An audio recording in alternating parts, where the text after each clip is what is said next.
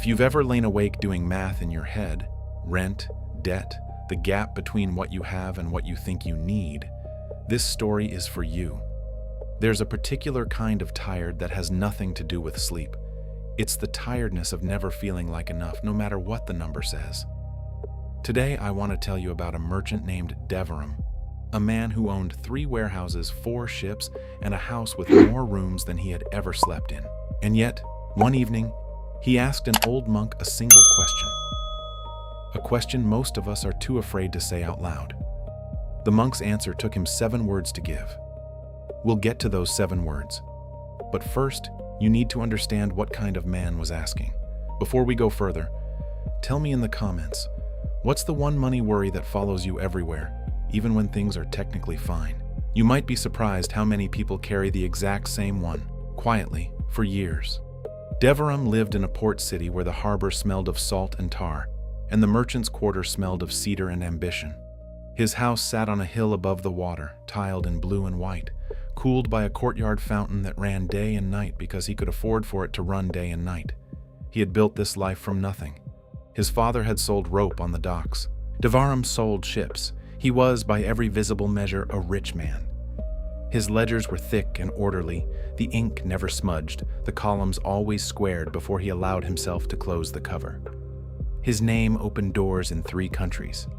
When he walked through the market, men who owed him money bowed a little lower than they needed to, and men who didn't owe him money bowed anyway, hoping someday they might need to borrow. Merchants from other cities used his name as a kind of currency of their own. Devarim trusts my cargo, they would say, and doors would open that had been closed to them the week before. His table was set with imported porcelain even on ordinary evenings. His wife wore silk the color of the harbor at dusk. His sons had tutors who had once taught the children of governors. By any measure a stranger could see from the street, Devarim had already won whatever game there was to win. But Devarim had a habit no one else knew about. Every night before he slept, he took out a small brass abacus, the same one his father had used to count coins that were, by comparison, almost nothing, and he recalculated his worth. Ships, minus debts owed to him, minus debts he owed, minus the cost of insurance against storms, minus the cost of insuring against thieves, minus 100 small subtractions that existed only in his mind. He did this every night. And every night, no matter what number came out, it felt smaller than the number from the night before, even when it was larger. His wife had stopped asking him to come to bed at a reasonable hour. His children had learned that their father's warmth arrived only after the fountain outside had been shut off and the counting had stopped. He told himself this was temporary. He told himself that once he reached a certain number, the counting would end and the warmth would simply be there, all the time, like weather. The number kept moving. One autumn, a monk came through the port city on his way to somewhere else, the kind of traveling teacher who owned one robe, one bowl, and apparently nothing else, and who never seemed to be in a hurry to get anywhere. His name was Tarek, though few people bothered to ask. He slept in the courtyard of the temple near the docks and ate whatever was offered to him, which in a wealthy port city was usually quite good. Devarim noticed him first because Tarek laughed. Not at anything in particular, just a low, easy laugh, the kind that comes from a person who isn't holding his breath.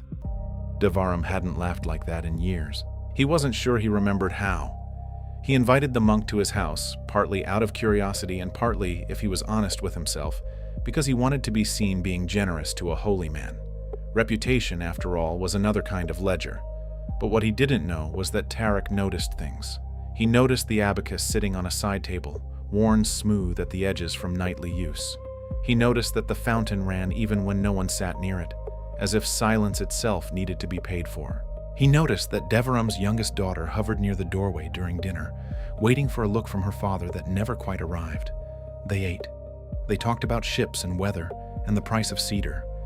And then, as the evening wound down and the servants cleared the table, Devarim, perhaps loosened by wine, perhaps loosened by the monk's easy laugh, asked the question he had never dared ask anyone else.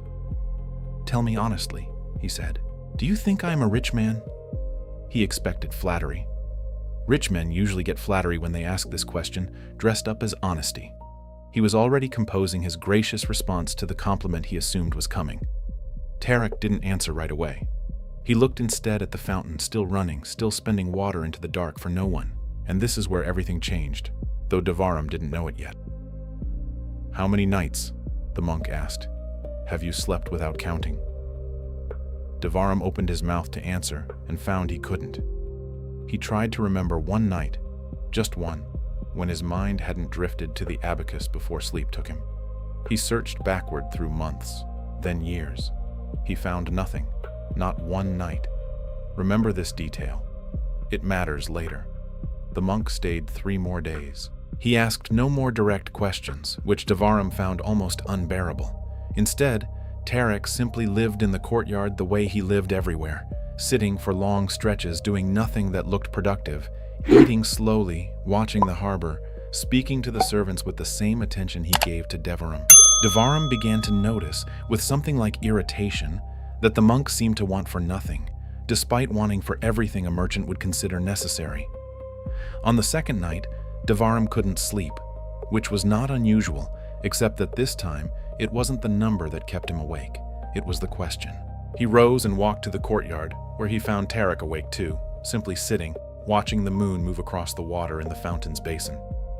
"You never answered me," Devarim said. "Am I a rich man?" "I told you," Tarek said. "I asked you a question instead. That was my answer."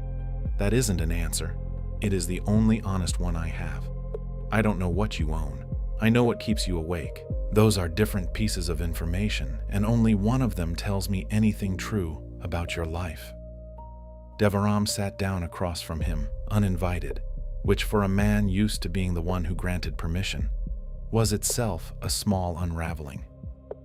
"Then tell me what you see," Devarim said, "since you seem to see so much." And this is where everything changed. Tarek finally turned to face him directly, and there was no cruelty in his expression, only a kind of patient clarity, the way a physician looks at a wound before treating it.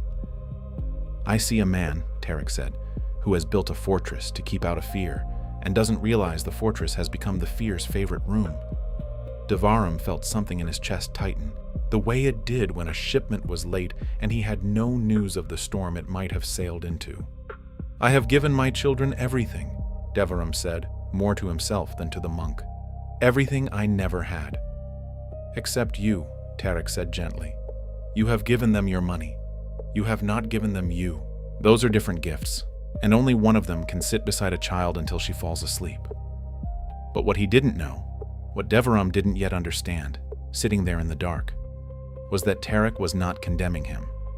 The monk had not come to shame a merchant out of his wealth. He had come, as he always did, simply to ask the one question that reveals whatever is already true. On the third night, the final night before Tarek would continue his travels, Devarim did something he had not done in longer than he could remember. He left the abacus on the side table, untouched.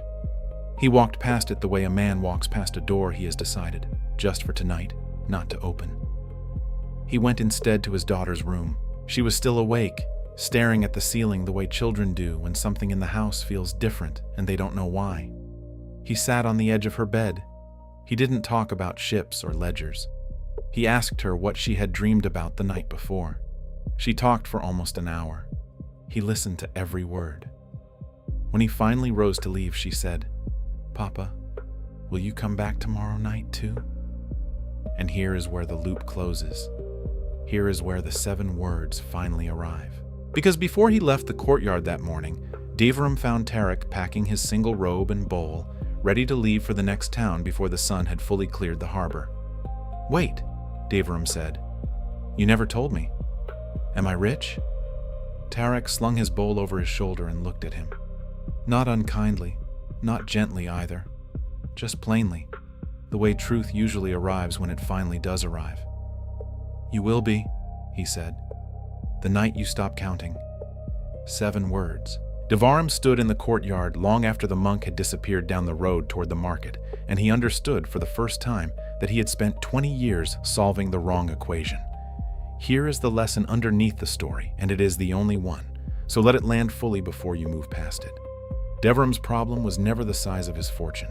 It was the belief that a number could purchase the feeling of safety directly, that if he just found the right sum, the fear would finally permanently stop. This is the trap of attachment, not owning things, but needing them to mean something they can never mean. A number cannot tell you that you are safe. A number cannot sit with your daughter until she falls asleep. A number cannot laugh the way Tarek laughed, from a place with nothing left to protect. That merchant is you. Every time you refresh your banking app, hoping the figure on the screen will finally make the anxious feeling in your chest go quiet. It's you, comparing your progress to someone else's highlight reel, recalculating your worth against a moving target that was never fixed in the first place. Sufficiency, the quiet internal decision that what you have is enough, was never a number to arrive at. It was a choice available to Devarim on the very first night he sat by the fountain, just as it is available to you tonight, regardless of what your own ledger says. This doesn't mean money doesn't matter, or that ambition is a flaw. Devarim kept his ships. He kept building.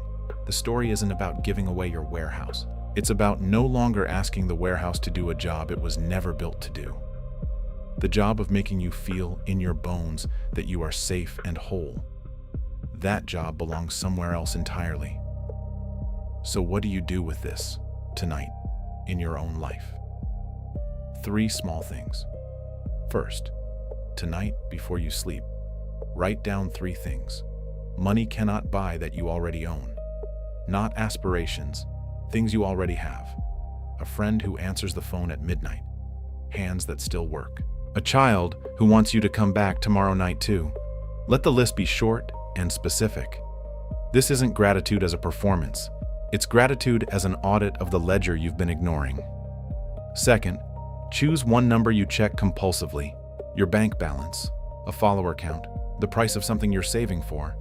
And for 1 week, check it only once, on a fixed day, at a fixed time. Notice what happens in the hours you would have spent checking it. Notice what feeling rises to fill that space.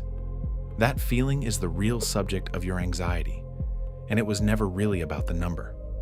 Third, find one moment this week to give something small away without telling anyone. A few coins to someone who needs them more. An hour of your attention to someone who's been asking for it. A debt forgiven that you were never going to collect anyway. Generosity is the fastest way to remember that you already have enough to share, and a mind that is busy giving has less room left for counting. None of these 3 steps will fix your finances by themselves. That was never the point. They are not a plan for getting richer. They are a practice for noticing, in small and repeatable ways, that the fear driving your relationship with money is older and larger than any single number could ever resolve. You cannot out-earn a fear that was never really about earning. You can only slowly practice putting it down. These are small acts. They will not feel dramatic. But Devarim's transformation wasn't dramatic either. It was a man choosing, one ordinary night, to walk past a small brass abacus and sit beside his daughter instead. Picture the courtyard now, years later, in the version of this story where Devarim kept the lesson. The fountain still runs, but he has stopped hearing it as an expense and started hearing it simply as water. The abacus sits in a drawer somewhere, gathering dust, occasionally still used, but no longer consulted like scripture. In the evenings, his daughter, older now, sometimes finds him sitting exactly where Tarek used to sit, doing nothing that looks productive, watching the harbor, laughing at something small. If you asked him now whether he is a rich man, he would probably tell you what the monk told him. Not a number, not a boast. Just this. Some nights he still counts, because old habits return the way weather does. But more nights than not, he doesn't. And those are the nights he'd tell you, when he finally understands what the question was actually asking.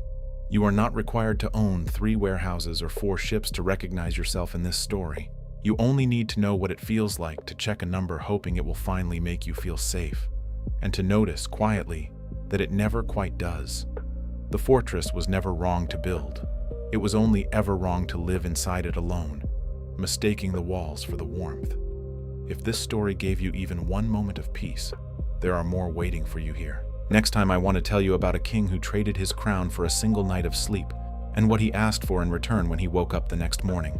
Walk gently, hold loosely,